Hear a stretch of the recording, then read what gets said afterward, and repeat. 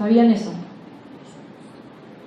Ahora pues, ¿cómo se diagnostica la muerte encefálica?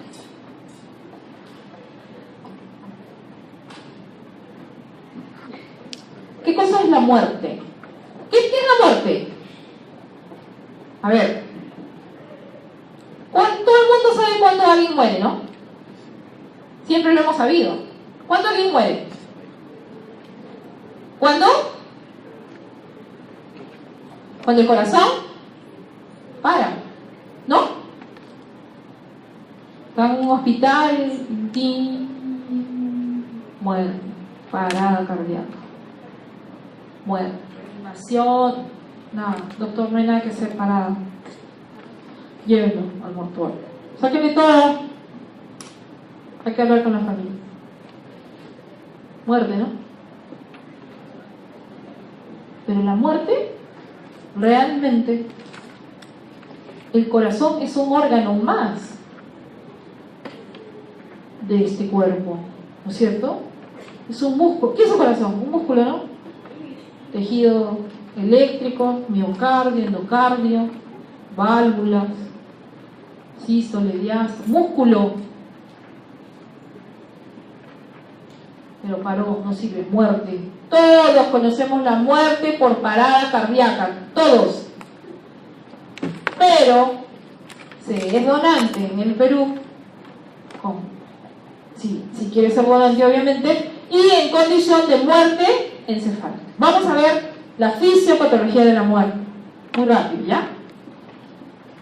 La muerte encefálica, ¿por qué encefálica y no cerebral? La ley dice cerebral, pero realmente es encefálica, porque el cerebro, o sea, el encéfalo está formado por cerebro, cerebelo y tronco encefálico, ¿no? Díganme que sí, sí saben eso, ¿no? Sí saben, ya, muy bien. Entonces, la muerte encefálica es la muerte del encéfalo. Es una definición legal de la muerte. La muerte encefálica tiene un contexto legal, un contexto médico, un contexto ético, ¿de acuerdo? Y está en la ley. O sea, tenemos una ley donde define la muerte. Y la muerte, entonces, es la terminación completa e irreversible de toda la función del cerebro o encéfalo. Esto significa que como resultado del daño, el aporte de la sangre al cerebro queda bloqueada y el cerebro muere. Claro, pues, porque todas nuestras células funcionan con oxígeno y nutrientes que vienen de la sangre. Al no haber circulación, el tejido muere, el tejido nervioso muere. Por lo tanto, el aporte de sangre al cerebro queda bloqueado y el cerebro muere. La muerte cerebral es permanente e irreversible. Yo no estoy hablando de coma, yo no estoy hablando de estado vegetativo, estoy hablando de muerte. ¿Y qué es la muerte? Es el cese irreversible de las funciones encefálicas por parada circulatoria, secundaria parada circulatoria, de la causa que sea. Dejó de llegar sangre al cerebro y hasta donde nosotros sabemos, las neuronas es un tejido muy sensible a la hipoperfusión, ¿no es cierto? Por lo tanto, esa neurona no se recupera, muerte. ¿De acuerdo? Entonces la muerte encefálica es irreversible. Cuando alguien le diga o escuche, este paciente está en muerte encefálica, muerte, ya saben a qué se refiere. ¿Cuál es la fisiopatología de la muerte encefálica? Tronquito.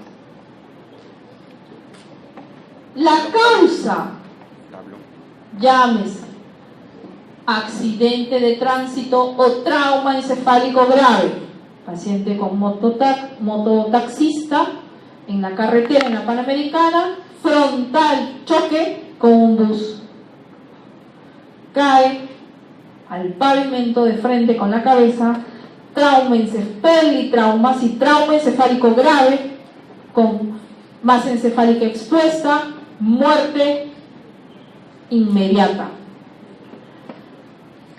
Pero si este golpe no fue tan súbito y todavía quedó latiendo ese corazón, lo llevan al hospital. Este es un trauma encefálico y antes de parar el corazón todavía está luchando ese cerebro, ¿no? Porque el trauma ha sido en la cabeza. O una causa de un tumor cerebral, o una causa de una gran hemorragia cerebral, un aneurisma roto, una malformación arteriovenosa rota, o un ahogamiento, ¿no? O un ahorcamiento. ¿Qué causa? Disminución de la perfusión cerebral. Esta disminución de la perfusión cerebral causa isquemia, pasado el tiempo, infarto, esta isquemia, pérdida de la función neuronal, el infarto, que lleva a la muerte celular, causa la muerte de las neuronas y células cerebrales que llevan a la muerte encefálica. Entonces, ¿y el corazón? ¿De quién depende que late el corazón? Te pongo 20 ahorita, te doy las fijas. ¿De quién depende que lata el corazón? No los sinosal. Ya, ok, el corazón está perfecto, pero ¿quién comanda al corazón para que late?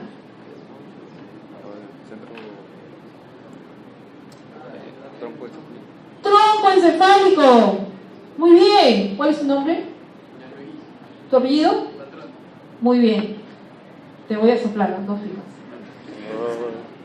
Pero claro, el corazón late por el tronco. Respiramos por el tronco. Caminamos por la médula. Pensamos por el cerebro. Sentimos por la corteza cerebral. Queremos, amamos, nos enamoramos, nos peleamos, nos bronqueamos por el cerebro.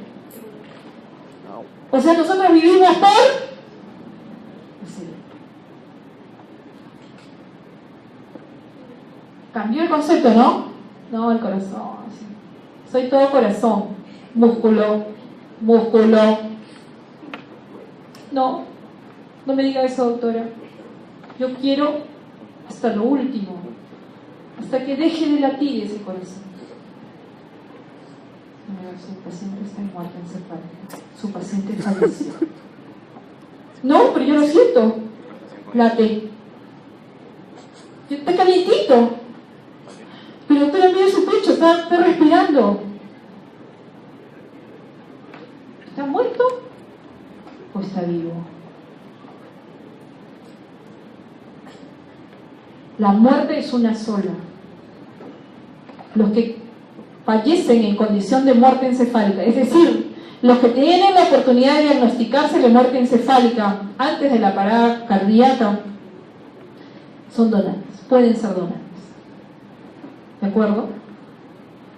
Entonces, se es donante cuando fallecemos en condición de muerte encefálica. El corazón es un músculo, funciona por el cerebro. Indefectiblemente, así le ponga la máquina que sea, la mejor máquina de Europa que han traído de última generación, la última mostra del mundo, con la máquina, con las citoquinas, con las anticitoquinas, con los medicamentos, con todo lo que quieran, indefectiblemente pararán los órganos, porque hay muerte encefálica. Entonces, desde la muerte encefálica hasta la parada de los órganos, hay un tiempo. Pueden ser horas, pueden ser minutos, pueden ser segundos, o pueden ser días. Se describe hasta 5 días. O sea, hasta la muerte la para, obviamente dándole mantenimiento, pues, ¿no? Claro, pues, ¿no? O sea, el ventilador no le saco. No le saco la dopamina, la noradrenalina, no le saco la manta térmica, no le saco los fluidos. ¿Qué estoy haciendo?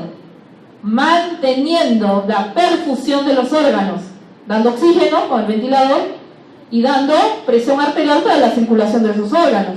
Pero el cerebro está muerto. Estoy manteniendo órganos, pero la persona ya falleció. ¿De acuerdo? La persona ya falleció. Se los digo a ustedes, que van a ser médicos muy pronto. La persona que es donante en muerte encefálica está fallecida.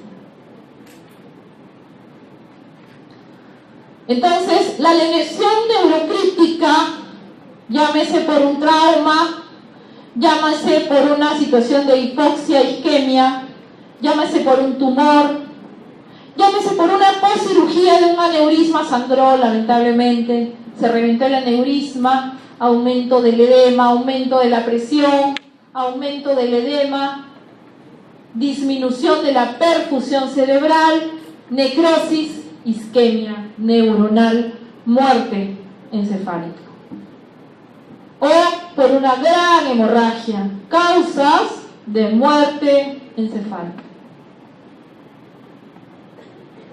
La hipertensión endocraniana que se genera por estas lesiones, aumento, ¿no es cierto?, del tejido cerebral en caso de tumores, aumento del flujo sanguíneo cerebral cuando hay una disminución del consumo de oxígeno y un aumento del CO2, hay aumento del edema cerebral, disminución del flujo cerebral, o cuando hay un cuerpo que ocupa espacio y genera grandes presiones, o cuando hay un aumento del líquido cefalorraquídeo y genera gran presión intracraniana.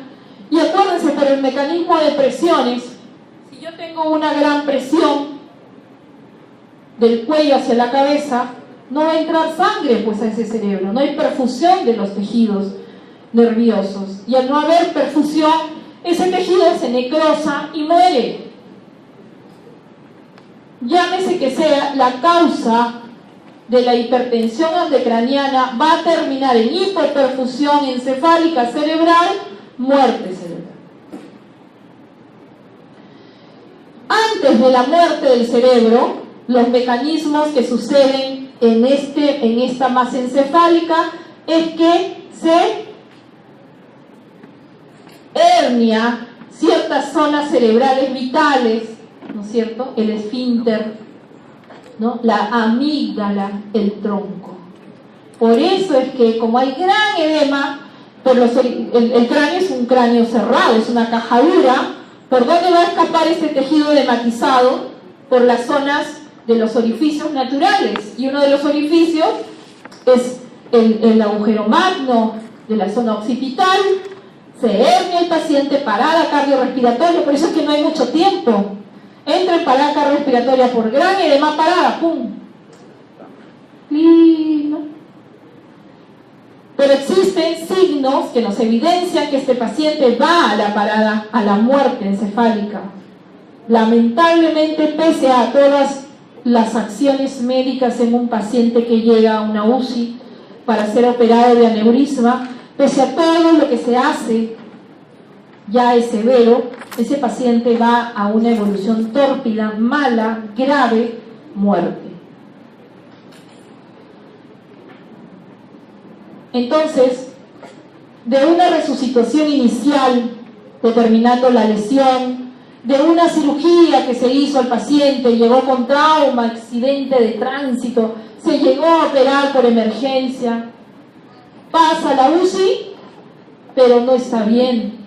Este neurocrítico se hace una resucitación secundaria, se da neuroprotección, se da soporte de las lesiones, se da antibióticos, se hizo la cirugía que se necesitaba y pese a todo sigo con hipoperfusión cerebral. Determinación neurológica de la muerte, mantenimiento del potencial donante. Solicitud de la donación. O sea, ¿qué hacen ante un paciente que hace parada cardíaca en la UCI, ya sepsis severa, paró su corazón? ¿Lo dejan ahí con el ventilador? ¿Lo dejan con los medicamentos? ¿Siguen con la nutrición? Sí, está muerto, ¿no? ¿Qué hacen, pues? ¿Qué piensan ustedes que hacen? Cierran todo. Está muerto. ¿Y qué hacen ante la muerte encefálica? Todavía late el corazón, todavía está el hígado y el riñón, porque él vino por una lesión cerebral, pero el resto de sus órganos están sanos. Un hombre joven, 40 años, joven, se cayó del cuarto piso, era un obrero, en el hospital de Trujillo, y lo llevan al Seguro Social de Trujillo, 40 años. Su familia se le informa que está grave, en pocas horas se le informará cómo está la evolución, y en pocas horas más lo llaman a la familia y le dicen que está en muerte encefálica. Es en ese momento donde la familia entiende la muerte, llora, obviamente, hace la fase de duelo, se le brinda todas las facilidades, y un equipo de profesionales hace la solicitud de la donación de órganos.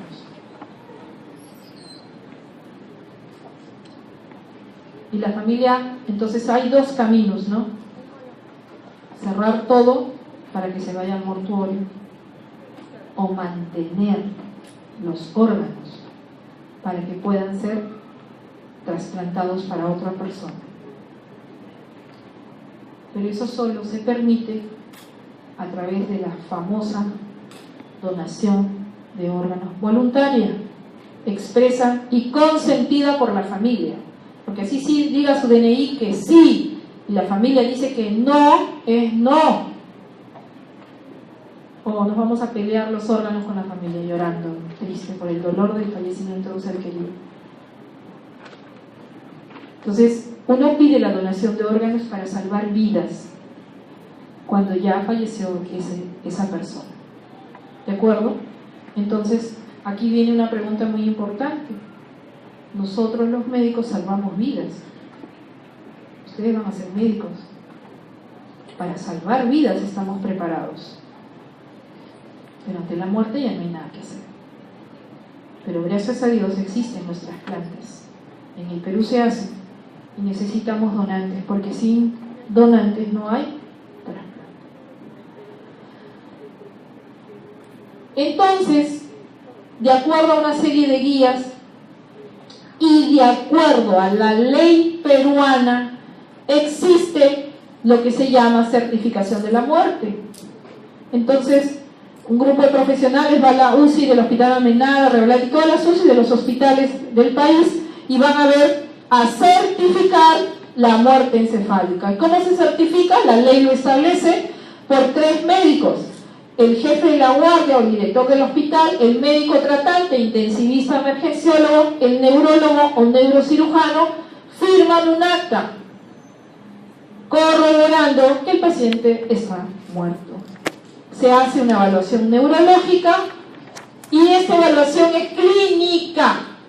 ¿Cómo se diagnostica la muerte? El 80% de los casos es diagnóstico clínico. ¿Y cómo es el diagnóstico clínico? Coma a reactivo. O sea, cuando no hay reacción a nada. Coma a reactivo. Ausencia de reflejos.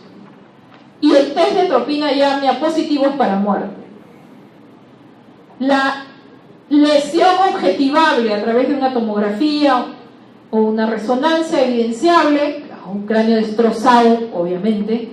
O sea, sabemos que existe una lesión cerebral importante, y también complementar con pruebas instrumentadas como el Doppler transcraneal o la angiografía cerebral, que nos dice que no hay flujo cerebral. Entonces, se pasa de ser un médico de atender a un solo paciente, falleció lamentablemente, a mantener los órganos de varios pacientes. El intensivista entonces debe estar preparado para hacer mantenimiento del potencial donante. ¿Cuál es el objetivo? mantener perfundidos los órganos que pueden servir para ser trasplantados. Porque si quitamos el ventilador, parada cardíaca, falla renal, hígado se edematiza, deja de funcionar, se necrosa y no sirve. Por eso se dice que la familia, falleció el paciente, se le pide la donación de órganos, y una vez que la familia acepta la donación de órganos, a partir de ese momento donde firma un acta de donación, recién se inicia el operativo de donación de órganos. ¿Han escuchado hablar de estos helicópteros que han venido? Se trasplantó un señor de 62 años, se trasplantó un señor de 52 años, se trasplantaron un chico de 27 años de hígado, se trasplantó corazón riñón, un chico de 30 y tantos años. Entonces, inició del diagnóstico de la muerte, pedida de la donación, arrancó el operativo. Ya saben ustedes qué hay detrás de eso, ¿no? Entonces, nosotros tenemos a los donantes de órganos, es la persona que de acuerdo a ley autoriza la donación de órganos con fines de trasplante. ¿Quién dice sí en su DNI a ser donante? Levante la mano. Muy bien, los felicito. ¿Y el resto? Imagino que no les preguntaron. Imagino que no sabían de qué se trataba. O de repente ni se imaginaban que les iban a preguntar, o simplemente ni les preguntaron. La cuestión es que cuando uno pone sí en el DNI, no es que te van a ir a sacar los órganos al toque, no. Eres donante. Que cuando fallezcas en condición de muerte encefálica, tu familia acceda a que te extraigan los órganos, ¿no? Entonces de eso se trata. No se trata de que te saquen los órganos, no. Entonces, el posible donante es cuando el paciente con lesión encefálica grave y un Glasgow menor a 7. Ya saben cuáles son los posibles donantes. Cuando ya los neurocríticos están graves, Glasgow menos de 7, graves. A eso se les hace seguimiento, un grupo de profesionales hacen seguimiento, y aquellos que son informados o notificados que ya han evolucionado con diagnóstico de muerte, se va y se recertifica la muerte y se pide la donación de órganos a la familia. El donante real es este potencial donante que la familia autorizó, y el donante efectivo es el donante real cuyos órganos fueron extraídos, porque a veces, por más que sea donante, se va a hacer las operaciones y un hígado graso no sirve. No, pero de repente el corazón está enfermo, se le ha encontrado un tumor, no va. Los riñones nada más. Entonces, jóvenes, tenemos que cuidar nuestros órganos también para que de repente sirvan para otros, pues. ¿Saben qué? Estamos en el 70% de obesidad. Hemos tenido en los últimos meses donantes, ¿ya? De los cuales tenemos 40% de hígados descartados por hígados grasos, en gente menor de 40 años. Mucho chicharrón, mucho chile. ¿Ah? Bonitos. Donaron, ¿ah? Se fueron a la basura esos. Tenemos hoy 42 pacientes en lista de espera de hígado, 6 pacientes en lista de espera de corazón, más de 700 pacientes en lista de espera renal, 5 pacientes en espera de pulmón, me parece que son 7 pacientes en espera de páncreas. Cuando digo espera es que están preparaditos, listitos, así están, a la espera de su donante. Y cuando... así están. O sea, ¿se imaginan? ¿Se imaginan a la espera? ¿Cuánto tiempo espera un corazón? 1 año de mucho de ahí fallece. ¿Cuánto espera un hígado? 2 años de ahí fallece. Riñón, hay diálisis, pues, ¿no? Pero igual fallece, ¿no? Entonces, ya saben cuáles son los donantes de órganos. Los donantes en muerte encefálica. La muerte está definida en nuestra ley, está definida en las guías de práctica clínica mundiales, está definida en los protocolos de atención médica en los hospitales, está definida en todas las UCI y emergencias.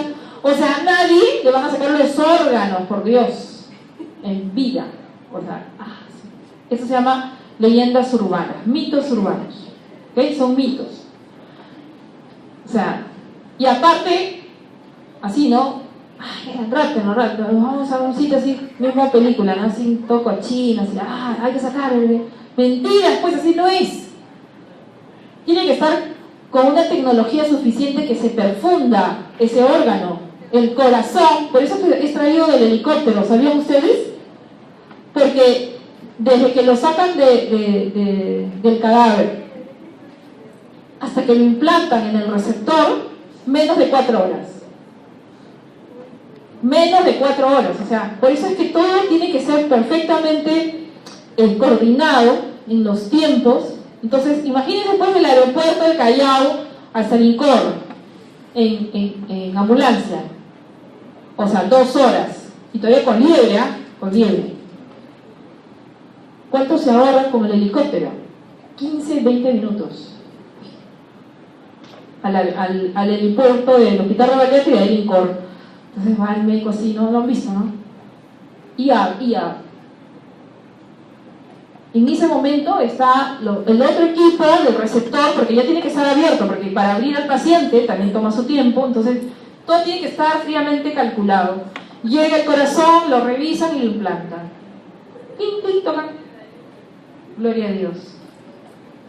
El hígado se demora. El hígado aguanta de 6 a 12 horas. El páncreas 4 horas. El pulmón 4 horas.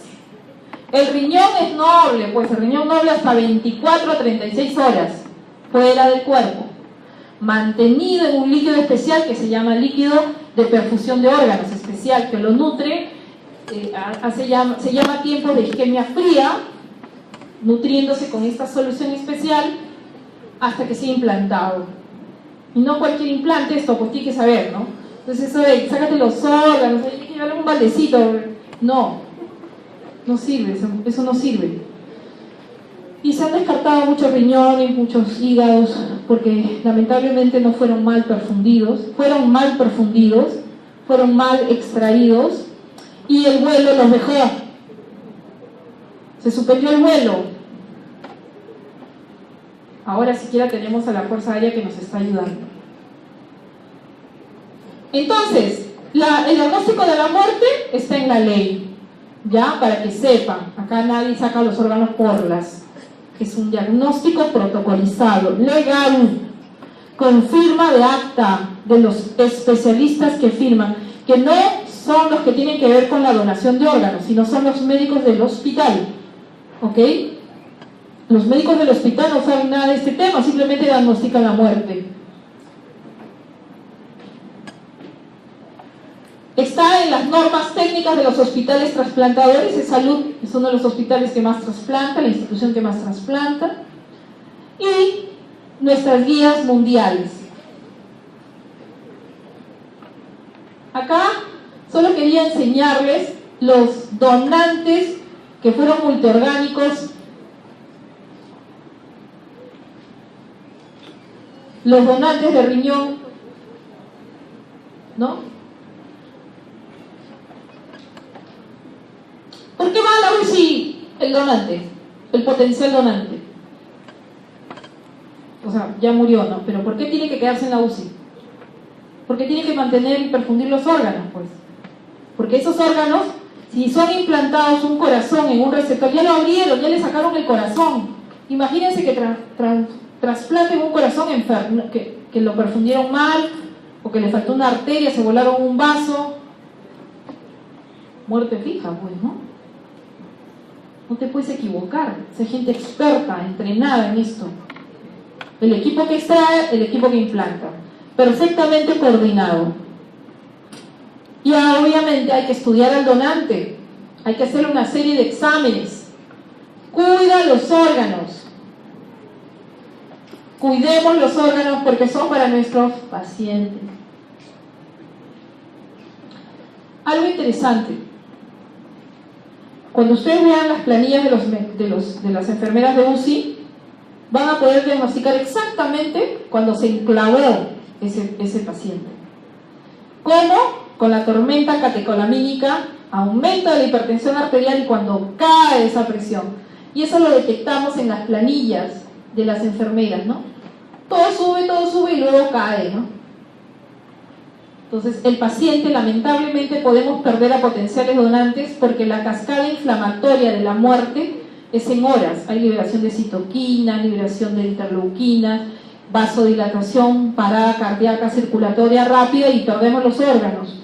Por eso es que es rápido esto, no podemos esperar. Una vez que la familia nos dice sí,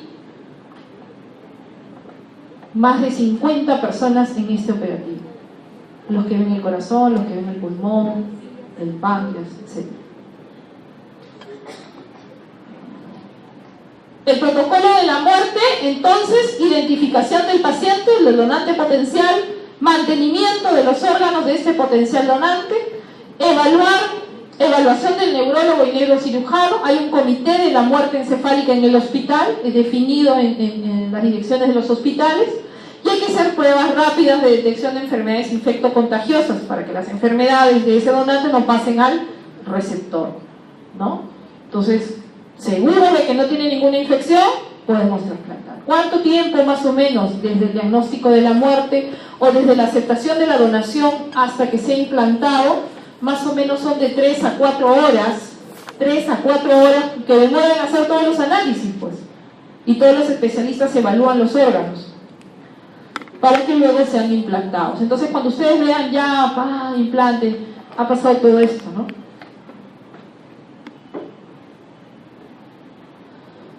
Entonces, protocolo de la muerte. Clínico. O sea, ustedes van a ser expertos porque esto no es difícil. Diagnosticar la muerte clínica no es difícil.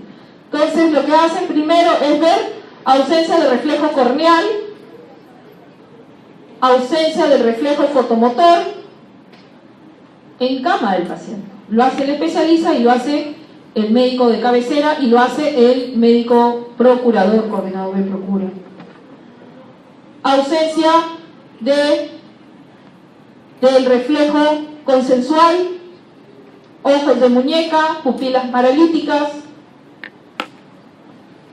ausencia de reflejo nauseoso, se mueve el tubo y no nada, ni un reflejo. Y el test de apnea y el test de atropina que demuestran ausencia de respiración y ausencia troncal del sistema nervioso como el test de atropina. El test de apnea básicamente es hacer un examen de gasometría bajándole el oxígeno para ver si hay respuesta, porque acuérdense que la principal respuesta de la ventilación, ¿cuál es? La hipercapnia. Entonces, si este paciente deja de respirar, pero el CO2 empieza a acumularse, el CO2 va a hacer que este centro respiratorio active la ventilación. Pero en un paciente muerto encefálico, ese tronco, ese centro cardiorrespiratorio no funciona, está muerto. Las neuronas, los centros neurológicos de la respiración, del bulbo, del tronco, no funcionan, están muertos, están necrosados. No hay respuesta, no hay nada. Test de apnea positivo para la muerte. Este es el test de atropina. El test de atropina es estimular al décimo par a través de la atropina concentrada a dosis altas por una vía central. Y acuérdense que la atropina lo que debe hacer es aumentar la frecuencia cardíaca. ¿Por qué? Porque al tener no un control central, hay un control periférico y un control central con la atropina y hay frecuencia acelerada. Pero resulta que uno le pone dosis altas y no hay taquicardia. Lesiones centrales ausentes, muerte encefálica. Ese es el diagnóstico, la gasometría que la valoramos para el test de apnea, y se pasa de ser un médico, de mantener a un paciente vivo tratando de salvarlo, a mantener a un donante potencial de órganos. Porque si la doctora no sabe que puede ser un potencial donante, le apaga todo, no le hace nada, o le deja todo al mínimo, hasta que pare el corazón. Pero ella tiene que mantenerlo, porque si no esos órganos se deterioran. Esto es el problema de la donación de órganos en el Perú. Muchos médicos no saben mantener a potenciales donantes. Ay, ¿sabes qué? Libera la cama, ya está muerto ya. No, déjenlo fuera ya con un tubito entero, hasta que pare. Ya cuando venga la familia ya paró. O sea, esta es la causa de la no donación. Ya saben ya. Los médicos no saben de donación, o no les interesa. Pero las vidas se pierden, ¿no? Entonces, de ser un médico que trabaja con un paciente, es un médico para varios pacientes. Trasplantado de hígado, Carlitos, de la Almenara. Trasplantado de riñón, del Hospital Rebagliati. Trasplantado de corazón, trasplantado de pulmón, trasplante de córnea. Estos son ya otros valores para que ustedes lo conozcan nada más. Solo quería decirles que nosotros extraemos los órganos de los potenciales donantes en muerte encefálica, valoramos una serie de cómo están estos órganos también, porque no todos se implantan. El acta de muerte encefálica, que es un acta que se firma de acuerdo a ley por los especialistas, esto se queda en la historia, esto es perfectamente legal, esto está en todas las historias de los donantes. Entonces, ya saben, ¿no? Sin donantes no hay trasplante. Si ustedes no sabían de esto, lo más importante de la donación de órganos es que su familia lo sepa, porque quien va a permitir o consentir la donación es su familia. Más que el DNI, es su familia. Claro, a nadie le gusta hablar de la muerte, pero la muerte es parte de la vida, o sea, vamos a morir todos. Aquellos que muramos en condición de muerte encefálica, Dios no lo permita, pero si fallecemos en muerte encefálica, convérselo con su familia. Mamá, si de algo sirve y sirvo y fallezco, que permitan salvar vidas con mis hermanos. Ese es el mensaje para ustedes en medio de la clase de la fisiopatología de la muerte. Muchas gracias, chicos. Si tienen alguna pregunta, aprovechar que tengan unos minutos antes de las 3. ¿Alguien que quiera saber algo? ¿Nada? Por si acaso, si ustedes conocen de potenciales donantes en su visitar por algún hospital, pueden comunicarse al Ministerio de Salud y avisar que existen potenciales donantes, ¿no? Se encarga de profesionales y van y hablan con los directores de los hospitales. Muchas gracias, chicos. Buen examen.